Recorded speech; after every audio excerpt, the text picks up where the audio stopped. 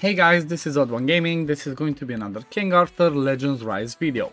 In today's video, I want to talk a bit about the market, the forge, and also when it comes to the Mage Tower about the Alchemy, right? So I've been playing for almost 2 weeks, I think now. Let me just check my login.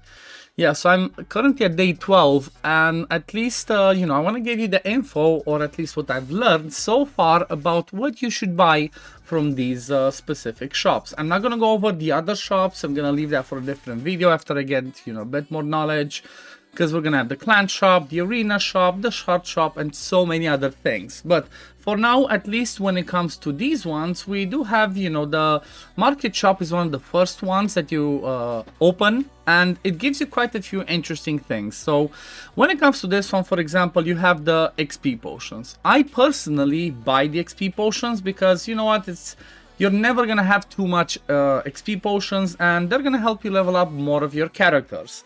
So, even though it does cost some gold, maybe I guess you decide depending on how much gold you have if you buy certain things or not. But overall, I would say buy the XP potions because they're going to be good. Even though you're going to be farming a lot of Gorgos, they gives you XP potions and whatnot. So at least up until this point, right, up until the point of like being 2 weeks in, I consider that these ones are pretty important. Now, the next thing that we get is, you see that we get these types of talismans, right? So, for example, I have this one, Rare Serpent Talisman, that helps increase the hero skill level up, okay? So, these ones you normally get from the Master of Death. And honestly, this is one of the most difficult dungeons that I've seen.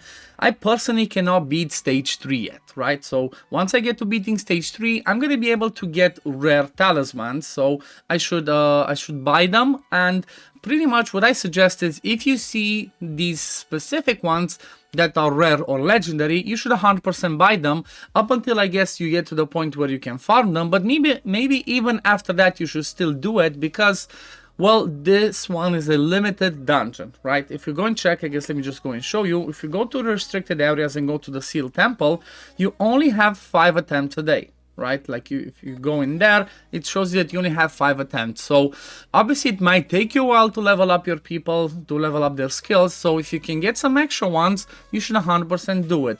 I wouldn't really buy the lower ones, like the common or uncommon ones, because those are pretty easy to farm, at least for stage 1. So I wouldn't invest in that. Now, the next thing over here that we see is we have the rare mana orb.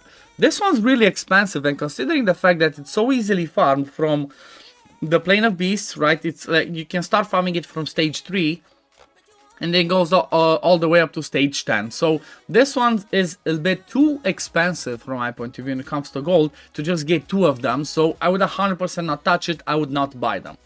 Now, the next thing that we have over here, this one's again personal preference. You can buy them, right? But again, they might be a little bit too expensive, so I can buy 5 for 100,000 gold.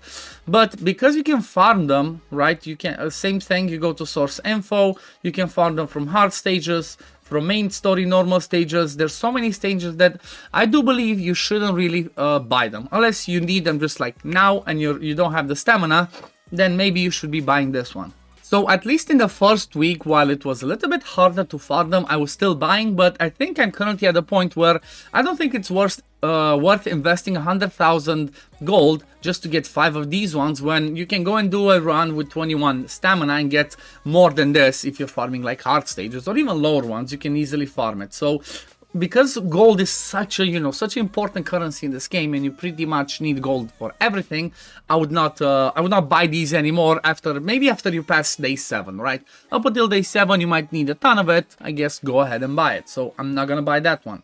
Now we see we have again the same thing, the rare crow talisman. I'm gonna buy it because it's gonna help me level up my skill ups. Then we're gonna have these ones that are gonna be brooch, I think it's called, or brooch. I should be in brooch maybe, but these ones you can buy them. I would suggest buying them, even though same thing, you can farm them from the story, but this one you can only start farming once you get to the hard stages. So if it becomes more difficult for you to farm these, you should be doing that, because they're really important, as they're the other currency that you need for hero level up, right? So because it's only 10,000 for one, I'm gonna buy all 5.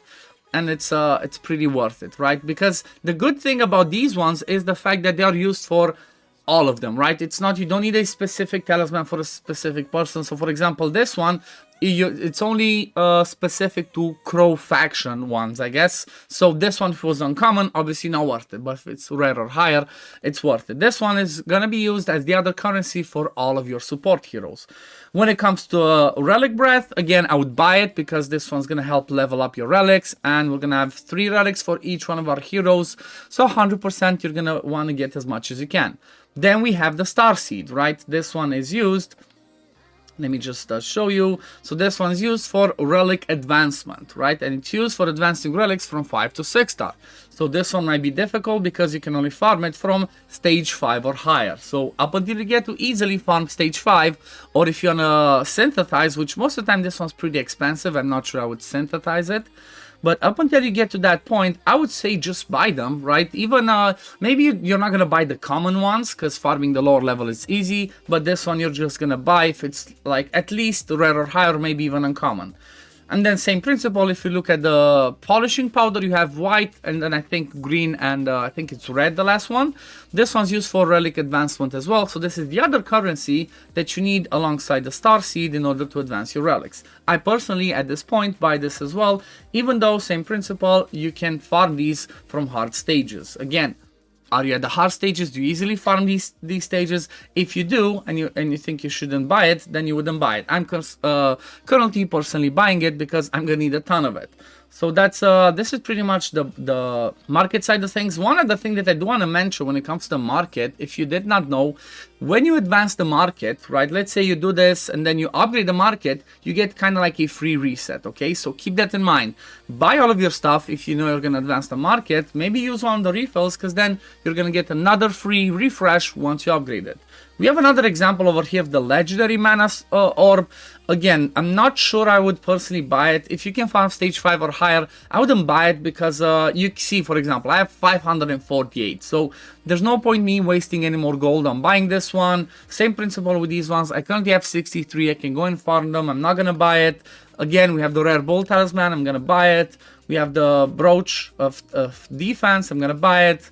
The relic breath I'm gonna buy. So you kind of get the gist. It does depend a little bit again on where you are with the farming levels. Are you there? You can easily farm them or not. If you can easily farm them, then you're not gonna be buying them.